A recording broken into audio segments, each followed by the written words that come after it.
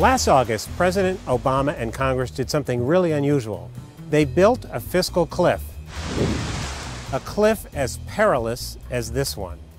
And they put the U.S. economy on course to go over this cliff at the end of the year, unless they come up with some alternative way to reduce the deficit by $1.2 trillion over the next decade.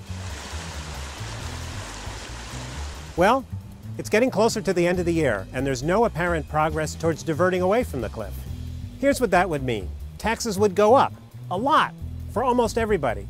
A broad swath of domestic and defense spending would be cut. It would be a huge blow to an already fragile economy, and forecasters say it almost surely would mean renewed recession. You get the point. It's a big deal. But what would it take for us to step away from the cliff? Well, like with any budget, there's the money that comes in and the money that goes out.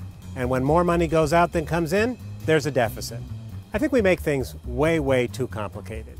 Let me give you 5 facts about the federal budget, which is pretty much all you need to know. Number 1, in 2011, 63% of all federal spending was on autopilot. The money went out the door without any vote of Congress to pay for promises made in the past to pay Social Security benefits, Medicare benefits for the elderly, Medicaid for the poor, farm subsidies, and of course interest on the federal debt. 63% of the money was committed before Congress even showed up, and they spent the whole year arguing about the other 37%. Number 2, 1 out of every $4 spent today goes towards health care. In 1960, health care was less than 10% of all federal spending. That was before Medicare and before Medicaid. Today it's 25%, and it's on the road over the next decade to hit 33% unless something big changes. Number 3, a lot of people think that what the federal government does is employ a lot of people. Of course they're right. More than 4 million people work for the federal government. But the fact is, if you fired every single one of them, from the Secret Service agent standing next to the president, to the lady who collects tolls at Yellowstone, to the soldiers in Afghanistan, you would have saved $435 billion in wages and benefits last year. That would not have reduced the deficit by even 1/3. The point? Closing down federal agencies can save some money, but not nearly enough to solve the problem. Number 4, we spend a lot of money on defense. $700 billion on defense in 2011. That was 1 out of every $5 the government spent. Our defense budget is now bigger than the defense budgets of the next 17 countries combined. We spend more on defense than China, Britain, France, Russia, Japan, Saudi Arabia, Germany, India, Italy, Brazil, South Korea, Australia, Canada, Turkey, the United Arab Emirates, Spain, and Israel put together. Number 5. The share of income most American families pay in federal taxes has been falling for more than 30 years. According to the Congressional Budget Office, the nonpartisan number cruncher for Congress, in 1981, the middle of the middle class paid 19.2% of their income in income, payroll, and other federal taxes. In 2007, that percentage was 14.3%. So how has the government managed to spend more and more? 1, the rich paid more of the taxes, partly because they made more of the income, and 2, we borrowed.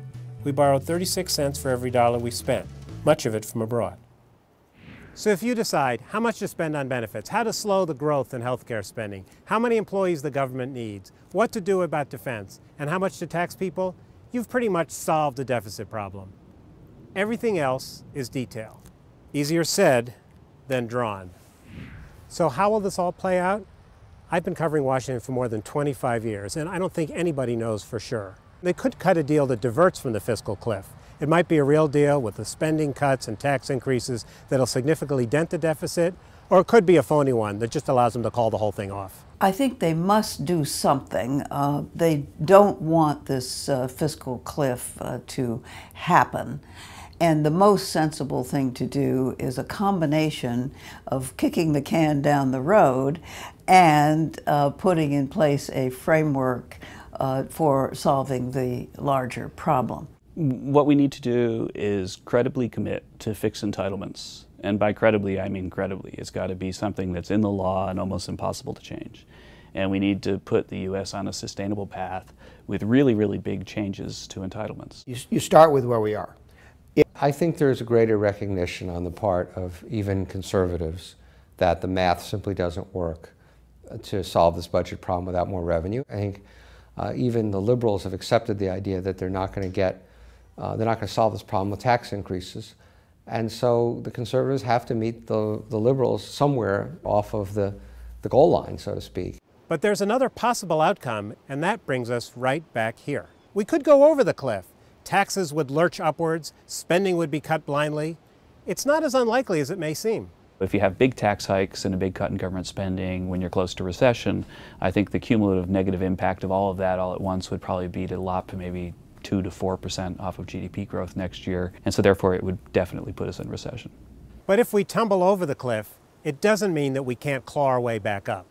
They still have a chance to come back and do it in January, and we don't have an immediate catastrophe. I mean, taxes spread out over the year, and spending cuts wouldn't all be in January.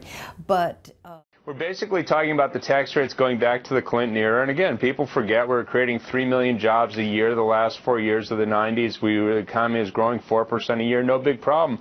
We take away a few of the tax loopholes. That sounds good to me. I just don't see any big problem here. You know, basically, we have a lot of people running around like chickens with their heads cut off. The whole reason why we even have a deficit issue is because the economy collapsed because the housing bubble burst. So, you know, this is all kind of Lulu land here. There's not a lot to get worried about. But what the hell? Well, it makes for good news. In terms of the deal, if nothing happens, the quid pro quo or status quo is that taxes go up. So President Obama doesn't have to bargain here. He got reelected. I don't really think there's a bargain to be had. They're going to let this thing go into 2013. They're going to get their tax hikes. Listen, it's a win-win for Obama. He's either going to get the upper end tax hikes, or the Republicans will say no deal, and he gets all his tax hikes, which is what he would prefer anyways, to have all those tax cuts go away. That's a big pot of money he can use for whatever he wants. That's what he'd prefer. I think when we're sitting here in early January, there's still not going to be a deal. An election. You guys got to stop listening to Karl Rove. You guys lost the election, and this was decided in the election. President Obama said he was going to raise taxes on the richest 2%. Why is this a surprise? That's what he's going to stand by. No deal has to be made. That's what happens at the end of the year. You're worried about a cliff. There's no cliff there. It's a little slope. We'll get over that come January 1st. Congress will come back into session. Maybe they'll wait till the 3rd, and they'll pass a tax cut for 98% of the people. The fiscal cliff is not a phantom menace. The deficit right now is the notion that, you know, something terrible will happen if we don't deal with the deficit right away.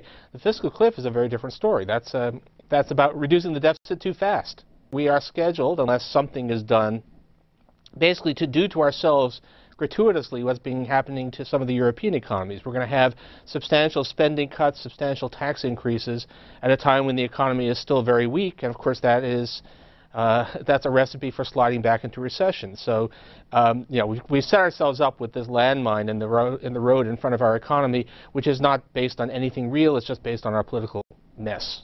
I think it's important. I think the reporting has been a little weak on the Republican plan. It needs scare quotes around it because it isn't really a plan.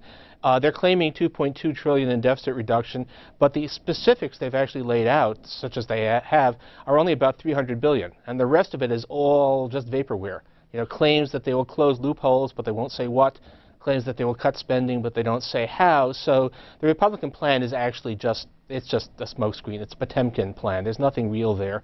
The Obama plan is a very good, very sensible plan, which, as we know, has very little chance of taking place in its current form. But it's at least it's a real plan. At least we know what it is he's proposing to do. The Affordable Care Act, Obamacare, does a lot to curb the long-run growth of Medicare costs. So there's actually a lot in there. He's actually done more to bring down the cost curve for Medicare than anyone has ever done before. But in Washington, that is considered not serious because he's not actually taking benefits away from people who need them. So it's a really weird thing. It's only considered serious if you inflict pain on vulnerable people. Obama is actually very serious in the real sense. It's just the notion he hasn't done anything on entitlement reform is totally unfair. He's done more than anyone has ever done before. So how does this all end? What will it take for Washington to move from yammering about the deficit to actually doing something about the deficit? Well, it could take a crisis, perhaps a stock market crash, perhaps an artificial crisis like the fiscal cliff. Or it could take an outbreak of leadership. And I honestly don't know which one is the least likely. I'm David Wessel for the Wall Street Journal.